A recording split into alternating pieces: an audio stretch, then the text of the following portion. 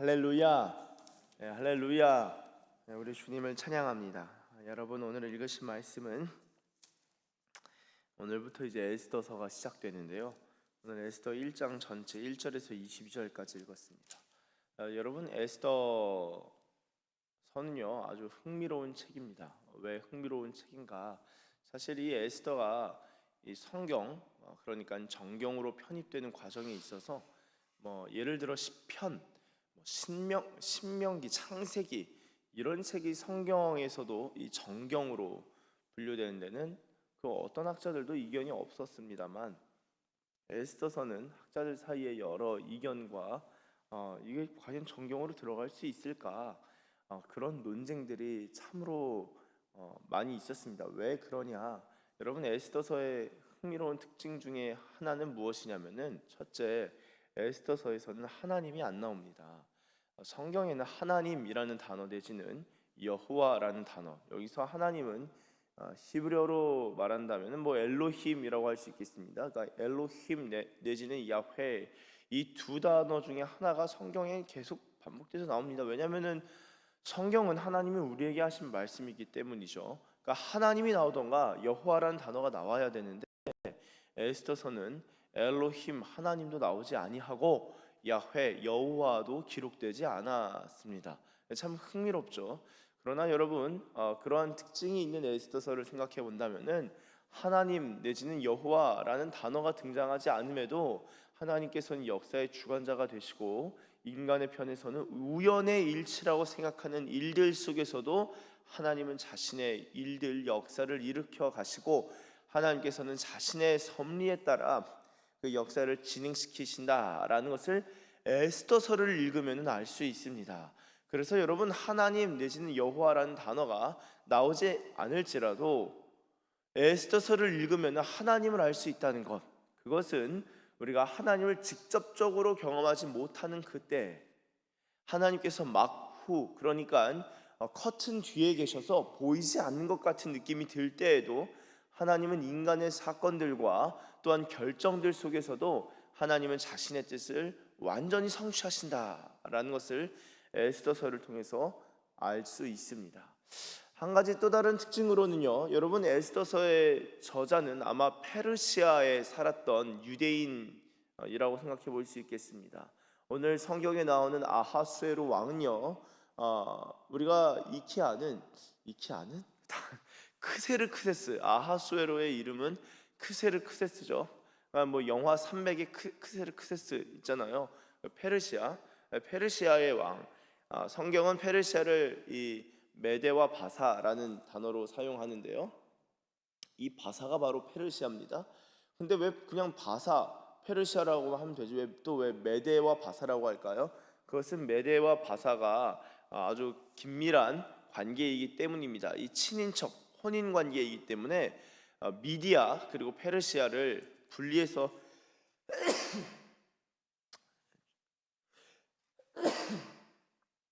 죄송합니다. 메데와 바사를 분리해서 이야기하지 않고 묶어서 이야기하곤 하는 것이죠. 메데와 바사, 그것은 바로 페르시아 전체를 일컫는 성경적 표현입니다. 이 중에 왕이 이 페르시아를 시작한 왕이 초대 왕을 우리가 이제 고레스로 알고 있습니다. 우리가 또 그 영어 이름으로는 키루스로 알고 있죠. 이 고레스 이후의 왕들이 쭉 내려오다가 이 아하수에로 때가 됐어요. 그러니까 크세르크세스 치세에 지금 에스더서의 사건이 일어난 것입니다. 주전 485년이었죠. 크세르크세스가 왕으로 즉위한 것이 485년입니다. 그리고 오늘 배경이 되는 이 에스더서의 시작은, 자, 1장을 보시면 1절에 아하수에로를 설명하면서 이 일은 아하수에로 왕 때에 있었던 일이다.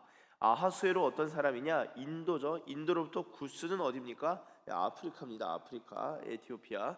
이 구스까지, 인도로부터 아프리카까지 127지방을 다스리는 왕이라. 당시에 아하수에로 왕이 수산궁에서 즉위했다. 수산궁은 페르시아의 여름궁입니다. 원래 저희는 이제 봄, 여름, 가을, 겨울 똑같은 집에서 살잖아요. 여름에 다른 집에서 살 생각 해보신 적 있으신가요?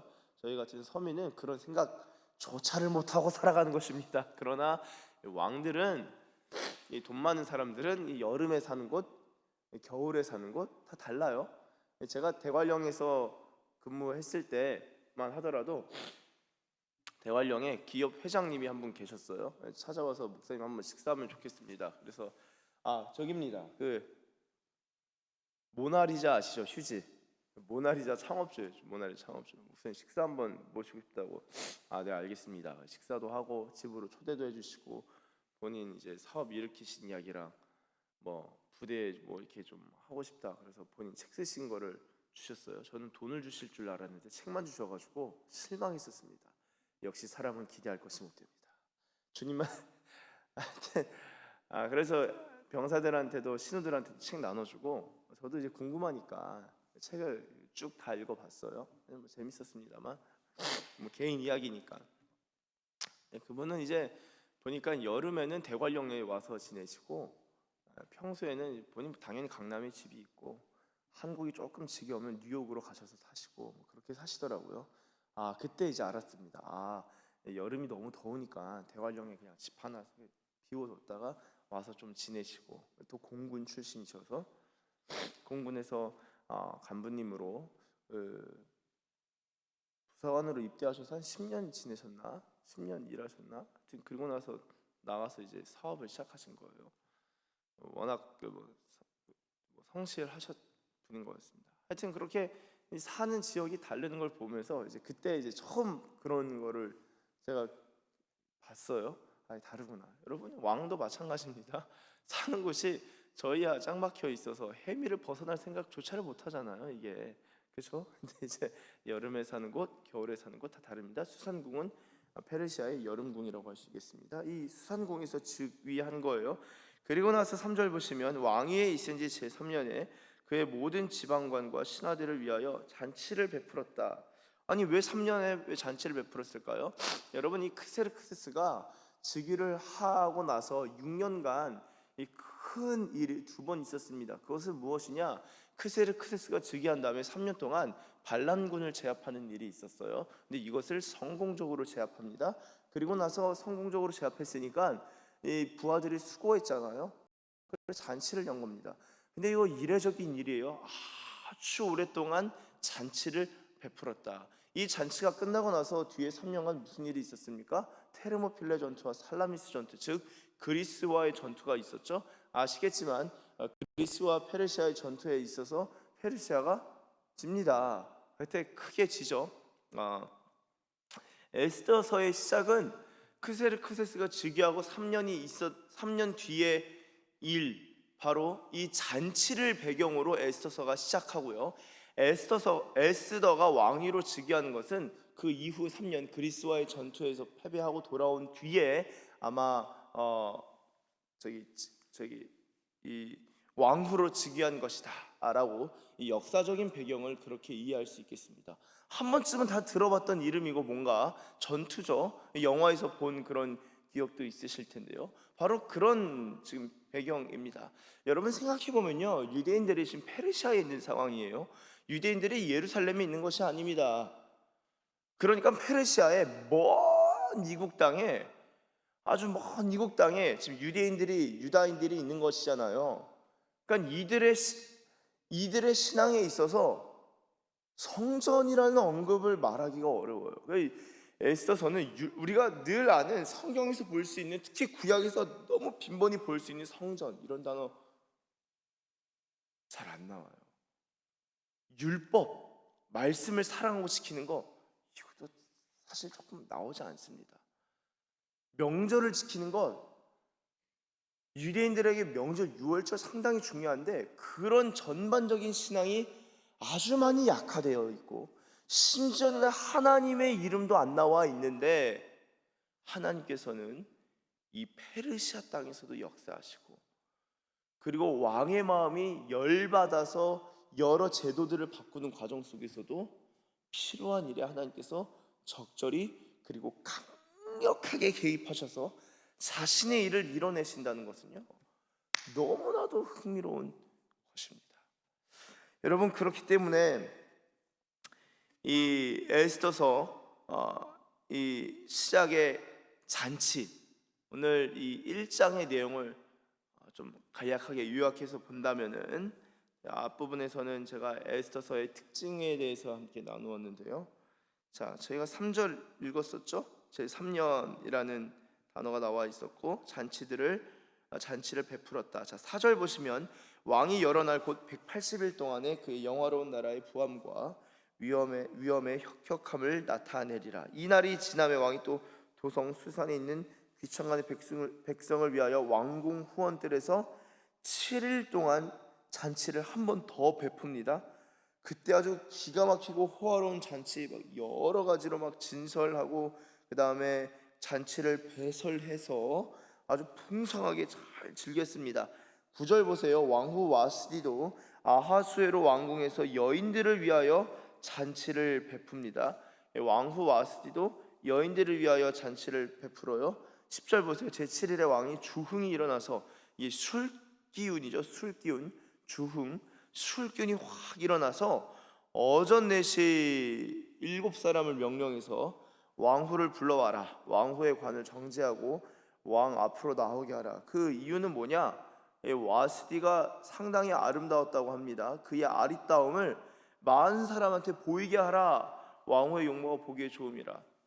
그러니까 지금 여러 금은 보화로 같이 막 누리고 자랑하고 즐기고 이런 상황에서 주흥 술 기운이 막 올라가지고 야, 이 왕후를 좀 자랑하고 나만이 아니라 이 왕후도 좀 오면 좋겠다. 여러분 생각해 보세요.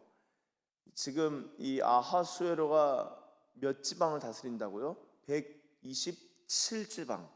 그 범위가 아프리카에서 인도입니다. 여러분, 인도는요, 우리가 인도하면 그냥 인도인가 보다 하는데요, 기본적으로 알렉산더 때부터, 알렉산더도 이제 인도까지 갔지만 알렉산더 이후로 시간이 알렉산더 이거 이전인데 알렉산더 지금 이 페르시아가 아니라 이후에 알렉산더 때만 돼도 인도가 진짜 아시아 그러니까 그때 당시에 이 그리스 사람들에게 아시아는 인도입니다. 인도.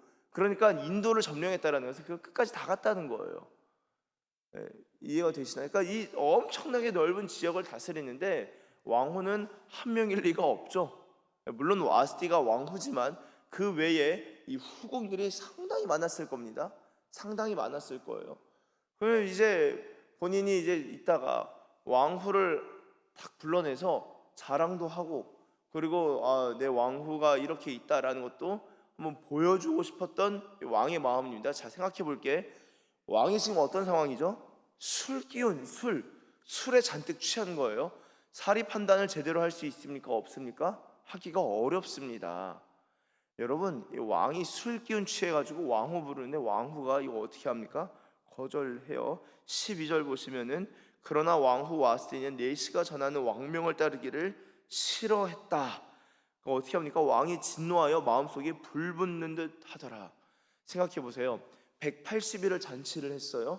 이어서 7일 잔치하는데 7일 마지막 날에 술 이빠이 마시고 기분 좋은 거예요. 이제 잔치 마지막 날에 가장 하이라이트로 왕의 입장에서 왕후 불러서 같이 있고 싶다 얘기를 했는데 왕후가 그걸 거절한 겁니다. 이 산통 깨지는 일인 거예요.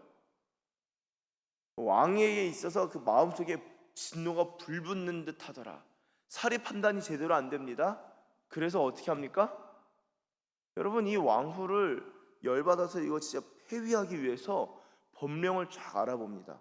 그래도 그 술 기운이 잔뜩 주흥이 일어날지라도 이 법령을 현자들을 부를 판단까지 한 것은 왕은 역시 왕인 것 같아요.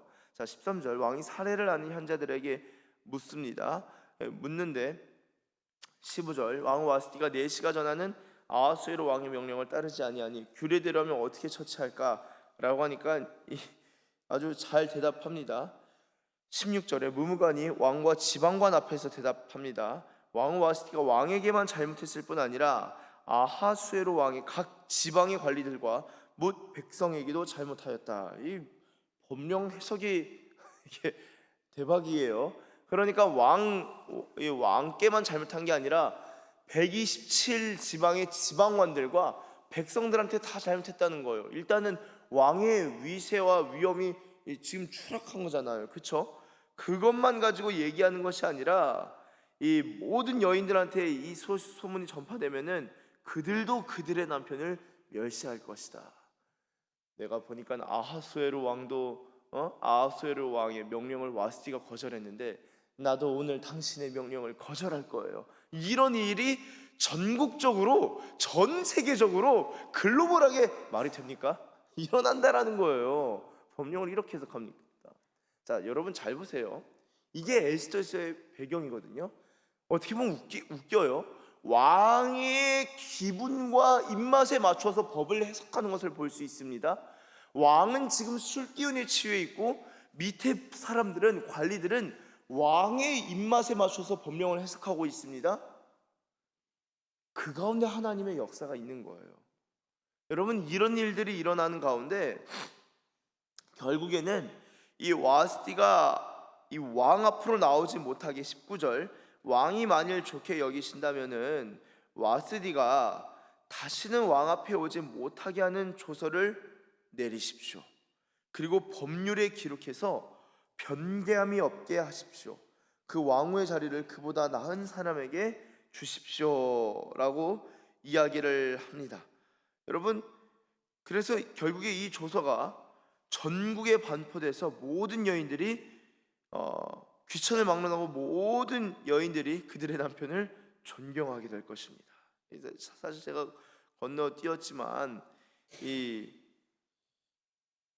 18절의 경우는 그렇죠. 이 왕의 모든 지방관들에게 그렇게 말하리니 멸시와 분노가 일어날 것이다. 귀부인들이 멸시와 분노까지 일어날 것이다. 뭐 이런 얘기까지 적혀 있는데 조서를 다 반포하라는 거예요. 21절 옳게 여깁니다. 무무간의 말대로 해서 우리 22절 한번 좀 같이 읽어보도록 하겠습니다. 시작. 각 지방 각 백성의 문자와 언어로 모든 지방에 조서를 내려 이르기를 남편이 자기의 집을 주관하게 하고 자기 민족의 언어로 말하게 하라 하였더라. 아멘.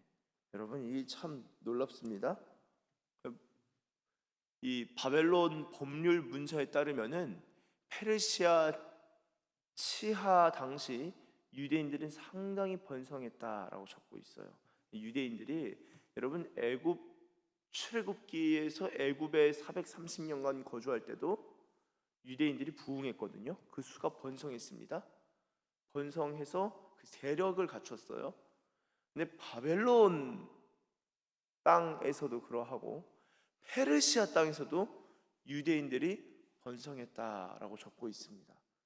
참 신기합니다. 제가 볼 때는 그때만이 아니라 지금도 미국 땅에서나 유럽에서도 스위스 이런 데서도 유대인들이 번성하는 것 같아요.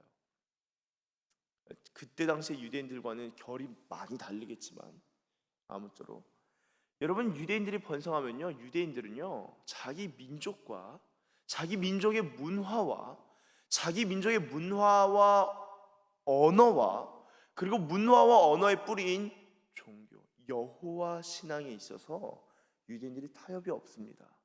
그리고 하나님을 잘 섬기기 위해서는 뭐가 필요하죠? 성경을 가르쳐야 되잖아요. 성경이 페르시아어로 기록되지 않았다고요. 성경이 히브리어로 기록됐다고요. 그럼 히브리어로 가르치고 히브리어를 쓰고 히브리어로 설교하고 히브리어로 성경을 읽고 이해하고 토론해야 되는데 결국에 왕이 그리고 그 밑에 있는 내시들이 법률가들이 현자들이 이러쿵저러쿵 이러쿵저러쿵 말도 안 되게 모든 여인들이 남편을 무시하게 될 것이고 각 지방관들에게 조서를 쓰십시오. 귀부인들은 남편한테 어떻게 멸시하는 일이 일어나는가 귀부인들이 들고 일어나서 분노할 것입니다. 말도 안 되잖아요. 웃기잖아요. 그런데 그런 이야기가 쿵짝쿵짝 맞아서 가더니만 방금 22절 읽은 대로 문자와 언어로 모든 지방에 각 백성 문자와 언어로 지방에 조서를 내려 뭐라고 하냐? 그 조서 내용이 뭐예요? 남편이 자기 집을 주관하게 하고로 끝나는 것이 아니라 자기 민족의 언어로 말하게 하라. 유대인들이 유대인의 언어로 말할 수 있게 된 겁니다. 유대인들이 히브리어로 자신의 언어로 말하고 듣고 쓰고 성경을 말하면요, 페르시아 사람들이 그걸 어떻게 알아들어요? 아니, 페르시아 사람들이 어떻게 유대인들의 그 언어를 어떻게 알아요? 성경을 써놔도 이게 신명기 말씀인지 아니면 그 상대방을 저주하는 건지 아니면 메롱 이건지 뭐 어떻게 아냐고요. 자기 민족의 언어로 말할 수 있는 법령이 조서에 딱 내려서 127지방에 쫙 퍼지게 된 것입니다. 여러분, 하나님께서 하나님의 일을 진행하신 데 있어서 왕의 마음이 본물과 같아서 여호와께서 하나님께서 임의로 인도하시느니라. 왕의 마음은 하나님께 있는 거예요. 그래서 그 민족이 잘 될 때는 왕의 마음이 하나님의 손에 있어서 선하게 인도하시고요, 하나님이 그 민족을 심판하실 때에는 그때도 왕의 마음이 하나님께 있어서 악한 마음을 하나님께서 허용하시는 거예요. 마귀의 부림을 받는 것을 하나님이 그냥 지켜보십니다. 왕의 마음은 하나님께 있는 거예요. 그래서 에스더서의 특징이, 제가 첫 번째 뭐라고 했죠? 에스더서에는 하나님이란 단어, 여호와라는 단어가 절대 나오지 않는다.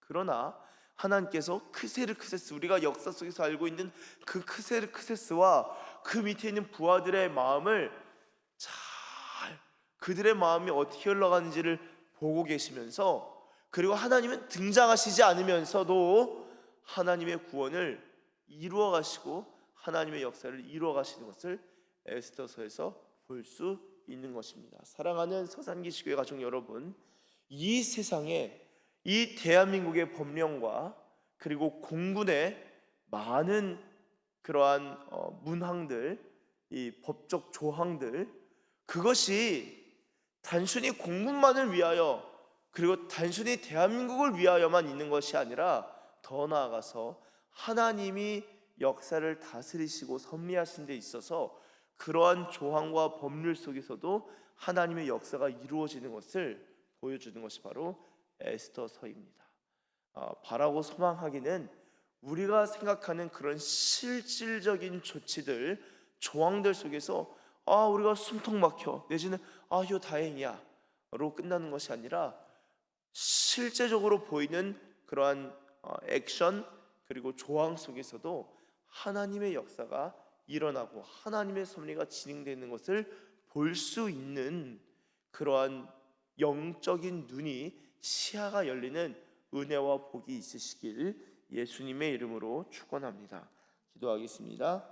하나님 아버지 감사합니다.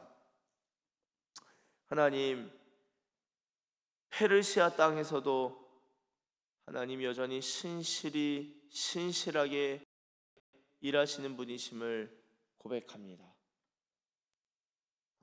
답이 없고 도대체 어떻게 해야 될지 모르는 그런 상황 가운데서 하나님, 그 왕과 고관들의 대화와 또한 결정이 하나님 이후에 일어날 일들 속에서 하나님께서 어떻게 그 역사를 이끌어 가시고 섭리하시는지를 보게 되는 그러한 사전적 장치임을 깨닫게 됩니다. 주님, 오늘 우리 또한 공군과 우리 부대와 이 대한민국과 전 세계에 일어나는 그런 일들 가운데서도 하나님이란 단어를 찾아볼 수 없는 이 시대요, 여호와 하나님을 경배하는 그런 글들을 우리의 주변 문화에서 발견하기 어려운 시대이지만 그 속에서 역사하시고 섭리하시는 하나님의 손길과 구원과 또한